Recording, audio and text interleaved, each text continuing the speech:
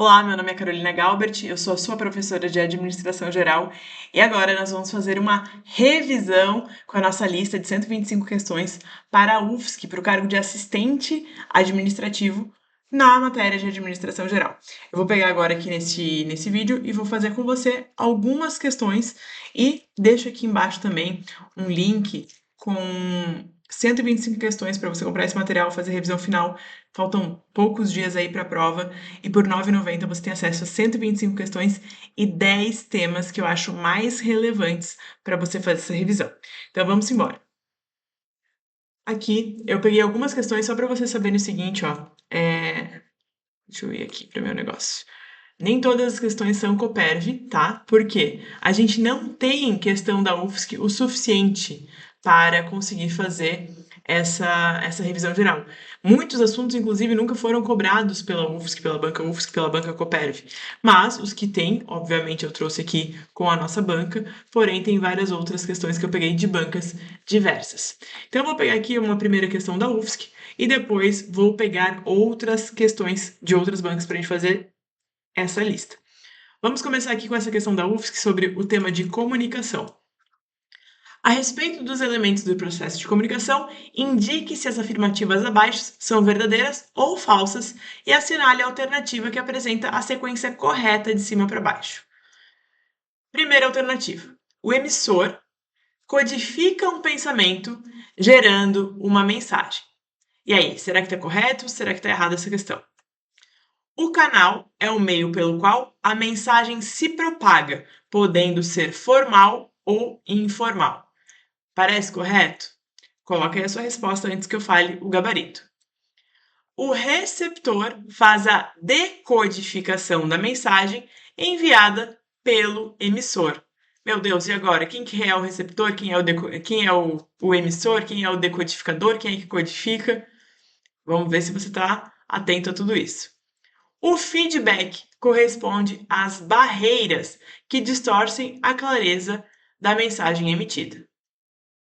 E, por fim, o texto escrito e as expressões corporais são exemplos de mensagem. Pensa um pouquinho aí nesse gabarito.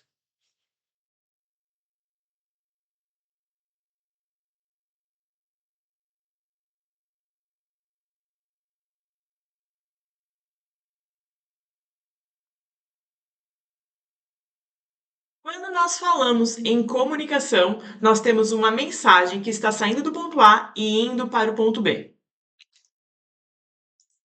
Essa mensagem que sai do ponto A e vai para o ponto B, ela pode passar por barreiras da comunicação, que são ruídos, que é impossível eu listar para vocês todos os ruídos possíveis e todas as barreiras possíveis. Mas são barreiras, por exemplo, de emoções, são barreiras que passam por viés de confirmação, são barreiras tecnológicas que fazem com que o receptor não consiga receber essa mensagem, ou até mesmo o próprio emissor não consiga codificar para enviar essa mensagem. Então, esta questão de que não deixa a mensagem chegar ao destino final são as barreiras ou os ruídos. E quando essa mensagem chega até o final, chega até esse receptor e ela é entendida, nós precisamos, para concluir o processo de comunicação, do feedback, que seria um retorno ou falado de pessoal, olha aí, recebi a tua resposta, ou por exemplo no próprio WhatsApp, quando você tem aquela confirmação de leitura, você passa um feedback para o emissor de que você recebeu essa mensagem. Gente, essa aqui é uma aula que é avançada, nós temos aí poucos dias até a prova, não vou ficar no beabá aqui com vocês, tá? Mas então, esse é o processo de comunicação. Por que eu falei apenas dessa questão das barreiras e do ruído? Aqui na nossa questão 81 da nossa lista, a gente fala o quê? Que a primeira, o emissor codifica um pensamento gerando uma mensagem, está correta, então o emissor vai codificar esse pensamento e isso vai gerar uma mensagem, está correta. Os canais pelos quais podem ser propagadas a mensagem, pode ser formal ou pode ser informal, pode ser um cafezinho, que seria um canal informal, ou pode ser um canal formal, por exemplo, um memorando, isso seria um canal formal de comunicação. O receptor faz a decodificação da mensagem enviada pelo emissor, então tá certo, o emissor codifica codifica e o receptor decodifica essa mensagem. E aí chegamos na nossa alternativa que está errada. O feedback corresponde às barreiras que distorcem a clareza da mensagem emitida. Não, aí nós temos os ruídos ou as barreiras, correspondem às barreiras que distorcem a clareza dessa mensagem. E por fim, o texto escrito e as expressões corporais são sim exemplos de mensagem. Então, as mensagens transmitidas de uma forma verbal vêm consigo de expressões corporais também, que também trazem uma mensagem. É só a gente lembrar, né, daquela piada do gaúcho, que ele fala, né? Eu sou gaúcho, então eu posso fazer piada, gente. Que fala assim, ó.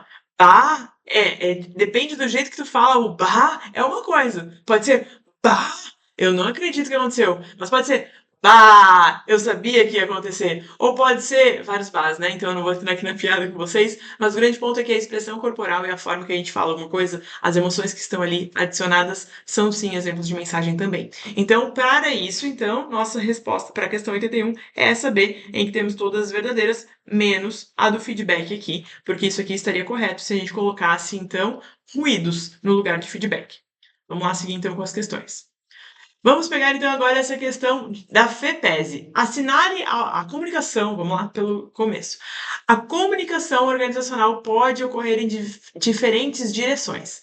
Assinale a alternativa correta em relação ao assunto.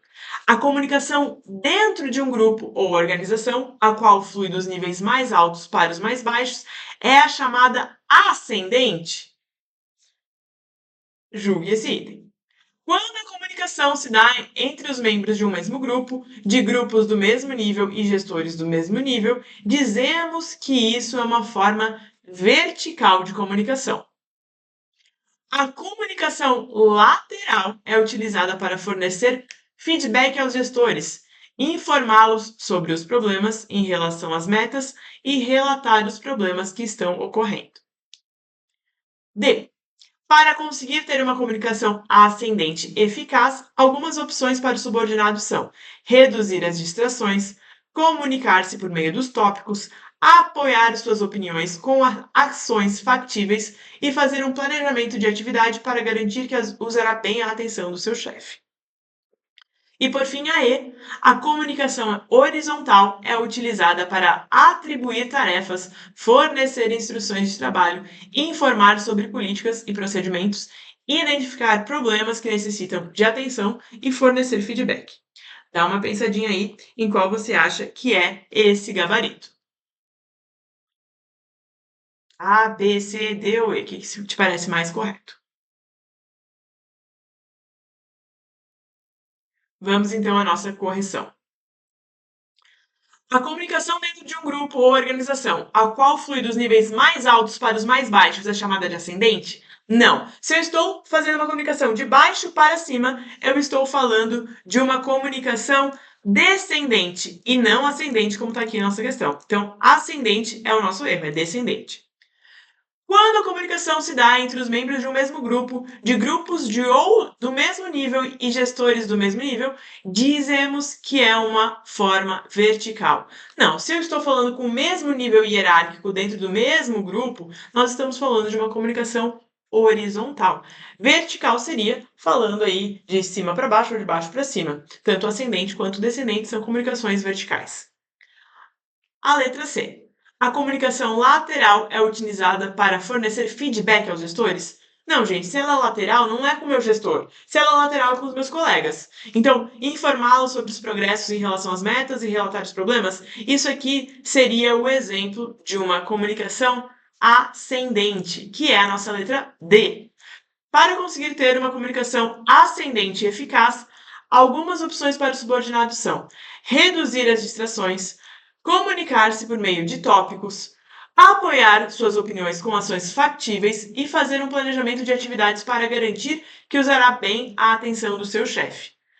Essa é a nossa alternativa correta, a letra D, quando a gente fala em comunicação ascendente, ou seja, eu estou aqui embaixo e quero reportar algo ao meu chefe.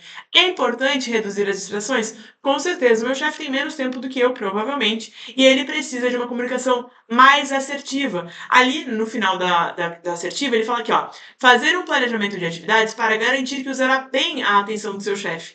Com certeza isso aqui é importante na comunicação ascendente, que torna essa nossa questão a alternativa D a correta. Vamos para E. A comunicação horizontal é utilizada para atribuir tarefas, fornecer instruções de trabalho, informar sobre políticas e procedimentos, identificar problemas que necessitam de atenção e fornecer feedback. Pelo amor de Deus, é só você pensar. Imagina o seu carinha do lado ali, né? Porque horizontal, vamos aprender o que é horizontal e vertical hoje? Horizontal é pro lado, galera. Vertical é para cima e para baixo. Então pensa aí, teu coleguinha aí, que tu nem vai com a cara dele, te dando ordens, fornecendo instruções de trabalho, informar sobre políticas e procedimentos, atribuir tarefas, ele mandando o que você vai fazer, você não ia ficar muito feliz, né? Então, não, gente, isso aqui não é a resposta correta. A nossa resposta correta é a D, e aqui seria um tipo de comunicação vertical para atribuir as tarefas a mim. Vamos para a nossa questão 83. Deixa eu só desfazer essa marcação que eu fiz aqui. Pronto. O trabalho de enfermagem, cujo objetivo é a oferta de uma assistência à saúde de modo digno e com qualidade, tem a comunicação um elemento fundamental. Na relação entre os profissionais com usuários do serviço de saúde e familiares, a habilidade de comunicacional é essencial.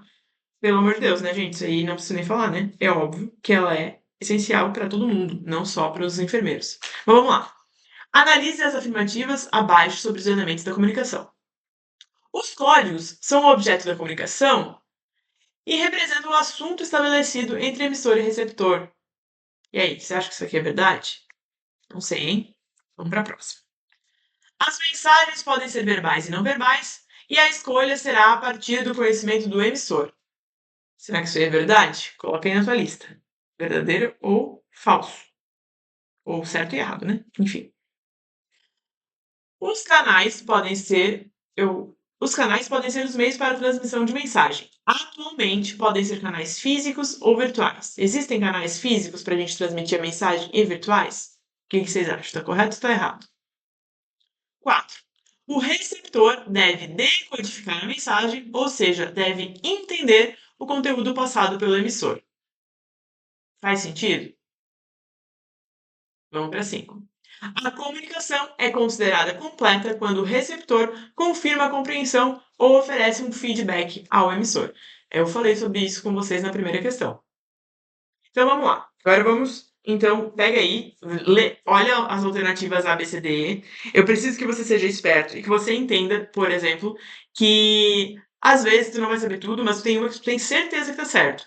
Já vem aqui na alternativa, aquela que não tem a resposta que tu tens certeza, já corta porque não vai ser. E aquelas que tu tem certeza que tá errado, também já corta porque não vai ser. Então, por exemplo, né? Digamos que você saiba que a A2 ela não pode estar entre as corretas. Já vou dar então esse spoiler, tá? A 2 não pode estar entre as corretas. Por quê? As mensagens podem ser verbais e não verbais. Essa parte está ok. A escolha será a partir do conhecimento do emissor? Será que isso aqui estaria correto? Não, gente, porque olha só. Quando eu falo em. Vou até botar aqui na nossa página principal, peraí, só um pouquinho.